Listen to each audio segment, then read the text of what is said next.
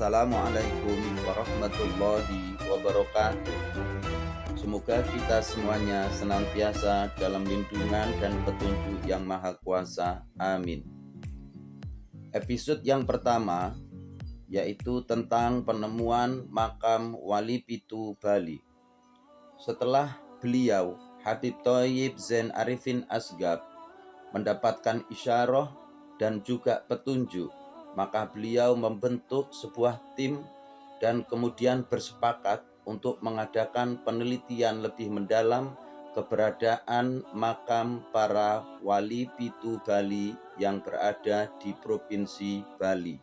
Sesampainya beliau beserta rombongan tim di Pulau Bali, beliau berangkat menuju lokasi sebagaimana informasi yang telah diterima dari saudara Bapak Zainul. Beliau menuju lokasi dan menemui juru kunci. Beliau adalah Bapak Mangku Wayan Chandri. Beliau adalah seorang pendeta agama Hindu.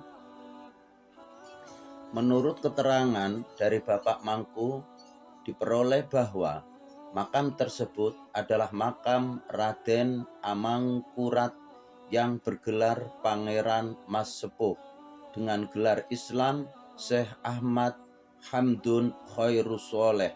Beliau adalah putra Raja Mengwi ke-7 Cokorda I dari ibu yang berasal dari Belambangan, Banyuwangi, Jawa Timur.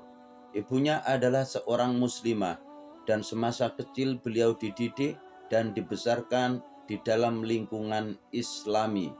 Setelah dewasa, Pangeran Mas Sepuh pun menanyakan kepada ibunya mengenai keberadaan sang ayahandanya.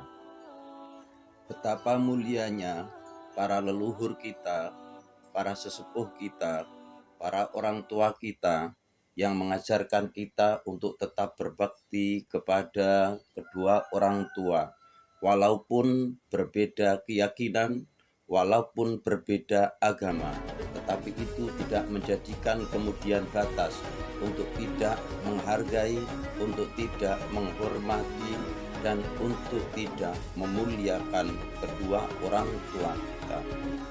Di antara keistimewaan dan karomah Pangeran Mas Sepuh adalah: 1.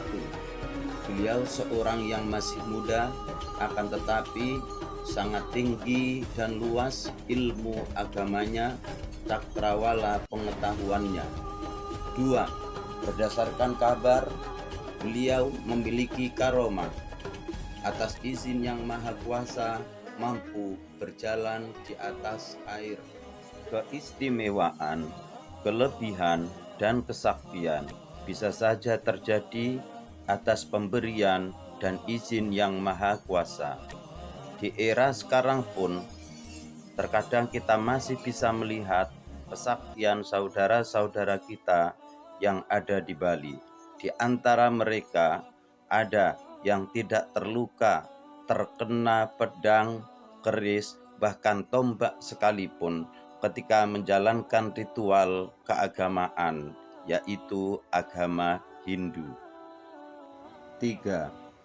Beliau adalah seorang anak yang soleh, yang taat dan berbakti kepada orang tuanya.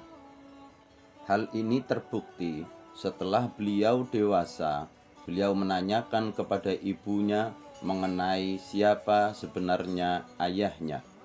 Setelah Pangeran Mas Sepuh mengetahui siapa ayahnya, beliau memohon izin kepada sang ibunda untuk mencari ayah kandungnya dengan niat akan mengabdikan diri kepada ayahandanya sendiri.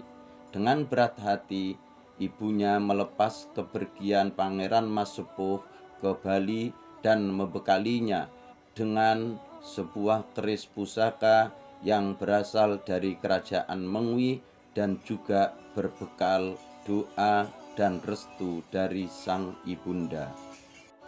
Setelah beliau bertemu dengan ayahandanya Raja Mengwi, terjadi sedikit kesalahpahaman, akan tetapi tetap tidak mengurangi rasa hormat beliau kepada sang ayahanda. Setelah itu pun beliau memutuskan untuk kembali pulang ke Blambangan Banyuwangi. Setibanya beliau di tepi pantai Seseh, tiba-tiba beliau diserang oleh segerombolan orang bersenjata yang tidak dikenal dan terjadilah perkelahian di antara kedua belah pihak. Pertempuran pun berakhir dengan saling memaafkan. Selang beberapa hari lamanya, seusai kejadian tersebut, Pangeran Mas Sepuh atau Syekh Ahmad Hamdun Khairus Soleh wafat. Allahumma gfir lahu warhamhu wa'afihi wa'fu anhu waj'al qabrahu raudhatam min riyadil jannah wala taj'al qabrahu hufarin min hufarin niron. Amin. Dan beliau dimakamkan di pantai Seseh, Desa Munggu, Kecamatan Mengwi, Kabupaten Badung, dan dikenal dengan nama Keramat Pantai Seseh. Keramat Pantai Seseh sekarang dirawat dan dijaga oleh Bapak Mangku Jero Made Artana.